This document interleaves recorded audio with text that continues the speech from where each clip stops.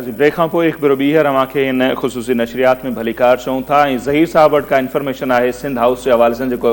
मर्कज़ तवजा जो बणियल आहे ज़हीर साहब छा अपडेट पिया अचनि जेका ख़बरूं अचनि पियूं उन मूजिबि जेको आहे त जेके मुतहदा अपोज़िशन आहे उन्हनि जो तादादु जेको सिंध हाउस में मौजूदु आहे उहो 196 ते पहुची वियो मेंबरनि जो हा ऐं उन में जेको आहे फ़र्क़ चौधरी बि शामिल आहे जेको फवाद चौधरी जो सॻो जेको आहे सोट आहे ऐं ईअं हुकूमत जे ख़िलाफ़ु जेको आहे हिकिड़ो जेको महाज़ खड़ो थी वियो आहे उहो जीअं पियो तीअं वसी थी रहियो आहे हिन वक़्तु त इन मां इहो महसूसु थी रहियो आहे त हुकूमत जेको आहे ईंदड़ 24 कलाकनि जे अंदरि अंदरि जेको आहे उहा क्रिपल थी वेंदी जेको आहे वज़ीर आज़म वटि इस्तीफ़ा खां सवाइ ॿियो जेको आहे रस्तो न बचंदो हुकूमत जे क्रिपल थियण खां पहिरियों सवाइ जेको हिन में वॾो मसइलो आहे न उहो इहो आहे त जेका सवेर पंहिंजी गुफ़्तगू पए थी पंहिंजो जेको असां खाकवानी साहिबु जेको चयो पिए त वॾी पार्टी आहे जंहिंमें मां हुन खां पुछियो त भई हे त जेका रिफ्ट आहे पार्टी में पंजाब जी तव्हां ॻाल्हि कयो था पंजाब रिफ्ट बि त सॼी पंजाब मां आहे बिल्कुलु हाणे ही जेका आहे हुन असांजे जेको आहे राणा सनावला चयो पिए इहो फारूक जो नालो बि हुन खयो हुयो उन सां गॾु गॾु हुन शाह कुरैशी खे चयो त पंहिंजे पुट खां त ऐलान कराए ॾिस त उहो सां गॾु बीहे थो हाणे इहा सूरत हाल आहे ऐं जेका हिन बि चई पए त वॾी तादाद जनूबी पंजाब जी आहे लियाकत खटक परवेज़ खटक जो भाउ ऑलरेडी KPK जेको आहे उन में तमामु वॾी रिफ्ट पवण वारी आहे छाकाणि त इहे ख़बरूं मंज़र आम ते आयूं त KPK वारनि तमामु घणनि पीपुल्स पार्टी सां ऐं JUI सां राब्ता वधाए छॾिया आहिनि हाणे बेसिकली छा आहे त जेका तव्हां सवाल कयो न किंग्स पार्टी वारो जेको खाकवानी साहिब जो पंहिंजो व्यू पॉइंट हो पर हक़ीक़त इहा आहे त ख़ान साहिब जी हिकिड़ी पर्सनल त हिकिड़ी अपील आहे पर उहा अपील जेको आहे उहा एतिरी अपील आहे जीअं साद रिज़वी जी अपील आहे सही ॻाल्हि साद रिज़वी बि जेको आहे जंहिं शहर में वञे थो जलसो करे थो उहो करे थो पर उहो जॾहिं इलेक्टोरल हुनजो गॾु थींदो त पोइ किथे 5000 वोट किथे 7000 वोट किथे 3000 वोट किथे 2000 वोट उहो जो सॼे पाकिस्तान जे हुन मां ॻणाइबा पोइ त उहे चवंदा त हेतिरा लख थी विया 1 मिलियन थी वियो 2 मिलियन थी वियो 5 मिलियन थी वियो असुल ॻाल्हि इहा त सीटूं केतिरियूं थियूं अचनि इमरान ख़ान सां जेको मसइलो थींदो त उहो सीटुनि खां सवाइ पार्टी हुन हलाई आहे उहो हुयो पुराणो दौरु जेसिताईं इमरान ख़ान खे बैकअप न हुई इदारनि जी जंहिंजो बिलावल साहिब मुंहिंजे ख़्याल में KPK में हिकिड़े जलसे में नाला खयां त पंहिंजो जनरल हमीद गुल खां वठी जनरल पाशा खां वठी हुन नाला खयां त कीअं इमरान ख़ान जी अपब्रिंगिंग कीअं थी ऐं कीअं इमरान इक़्तिदार ते पहुतो आहे हाणे जॾहिं उहा सपोर्ट बेस न रहंदो इमरान जो त पोइ इमरान वटि उहो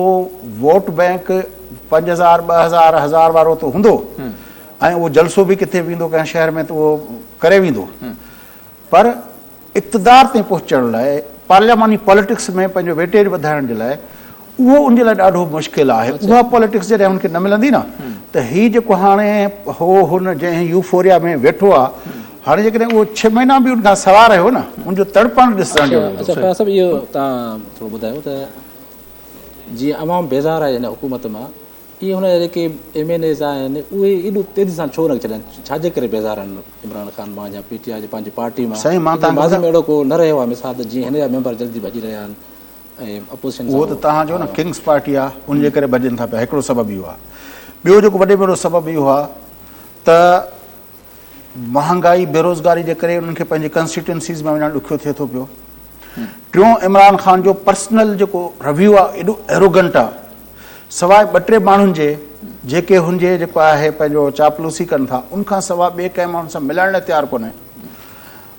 मिसाल तौरु हाणे तव्हां अॼु जेको आहे सवेर पंहिंजो वेठा हुआसीं त आमिर लियाकत वञी सिंध हाउस पहुतो आहे हाणे आमिर लियाकत चयो त मूंखे मां जलसे में आयो मूंखे तक़रीर जो मौक़ो न ॾिनऊं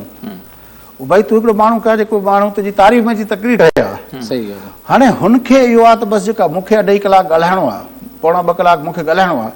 बाक़ी ॿियनि खे ॻाल्हाइण लाइ कुझु कोन्हे हुनजो ॻाल्हाइणु फज़ूल आहे उहो जेको आहे जेको इन माइंड सेट जो माण्हू आहे उहो माइंड सेट जेको आहे उहो उन सां केरु हलंदो एॾो जो एरोगंट हुजे एॾो एरोगंस हुजे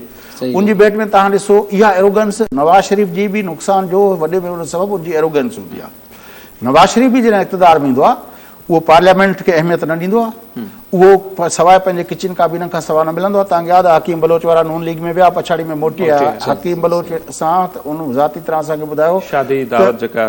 शादी जी दावत ते ॿियो चीफ हिते वज़ीर आज़म आयो त जेके अंदरि वञण वारा माण्हू हुआ जेके प्राइम मिनिस्टर हाउस मां जेको आहे लिस्ट आई उनमें ॿियनि अलाए कहिड़ा न पंहिंजो जेको आहे गुजर सभिनी जा नाला हुया हू बेवफ़ा इहो राहुकी में बि थियो आहे फाज़िल राहू साहब जी वरसी के मौके ते थियो त उनजे पंहिंजे पुट खे न पिया छॾनि सो अच्छा ज़हीर साहब खां ई जेकॾहिं इन ते ई पाण पुछो त हीउ जेको कुझु चयो वञे थो त जेकॾहिं माण्हू शयूं पाण खे मैनेज कंदो आहे त उनखे हिकिड़ो एक्सपीरियंस बि थींदो आहे हिन खे जीअं त सभु कुझु ठाहे ॾिनो वियो हिन जो एक्सपीरियंस कोन हो इहा ई ग़लती जेका खाकवाणी साहिब चयो उन्हनि खां थी आहे त पाण शयूं मैनेज करण जो आदी न रहियो इन जे करे हाणे 2 ॾींहं पहिरियां वञी उन परवेज़ इलाही खे ऑफर कया जेका उनखे 10 ॾींहं अॻु करणु खपे हा पंहिंजे नाराज़ मेंबरनि सां मिलण जे बदिरां हुन अवाम ॾे जलसा करण खे वञी तरजीह ॾिनी बजाय जो पंहिंजे माण्हुनि खे टाइम ॾिए हा शाहीन कुरैशी साहब सां सलाह अच्छा शाहीन कुरैशी साहब सलाम अलैकुम। वालेकुम अस्सलाम फैयाज साहब। कामरेड खैरियत से हैं? दुआएं हैं, आप सुनाएं। अभी पंजाब में क्या होगा आज आप जब आपने ये देख लिया कि अक्सरियत जो है वो मुनहरफीन के सिवा ही पूरी हो गई पंजाब के अंदर पीटीआई क्या करेगी अब उसकी साख्त किस तरह होगी? देखिए पंजाब के अंदर भी पीटीआई के रैंक एंड फाइल में उसी कदर बेचैनी और डिससेटिस्फेक्शन थी बल्कि ज्यादा थी कि चले वहां तो इमरान वजीर आजम थे मेरे हिसाब से लेकिन यहाँ पे तो उस्मान बुज़दार एक जो है प्रॉक्सी चीफ मिनिस्टर थे और बहुत नहीं मैं असेंबली की नहीं बात कर रहा पंजाब की सियासत की बात कर रहा हूँ फ्यूचर पंजाब की कर रहा हूँ कि यहाँ पंजाब में इतने प्रॉक्सी जो है वजीर आला थे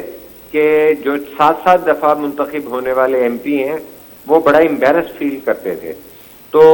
वही बात निकलेगी जो मरकज में हुई है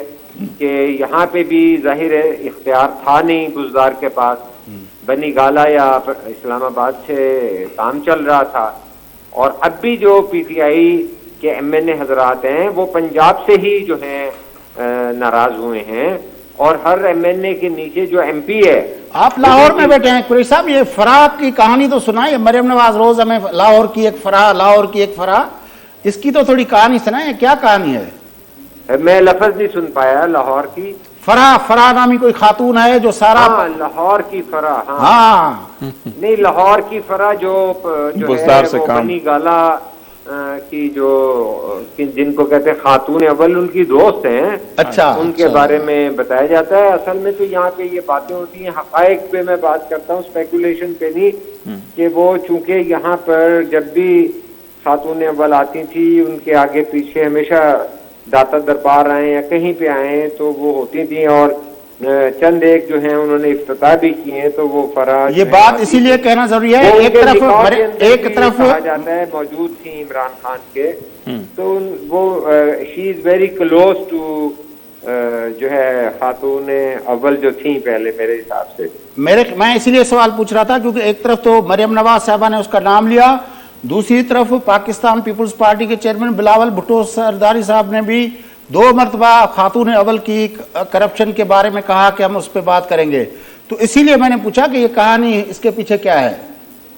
यहाँ पंजाब में तो जो है अब जो पीटीआई के जो है अलाइज भी कह रहे हैं एमएनएज भी कह रहे हैं अभी देखिएगा जबान लग जाएगी एमपीएज में भी कि यहाँ पे तो सारी पोस्टिंग ट्रांसफर पैसे लेकर हो रही थी ये तो रिकॉर्ड के ऊपर है जिस जो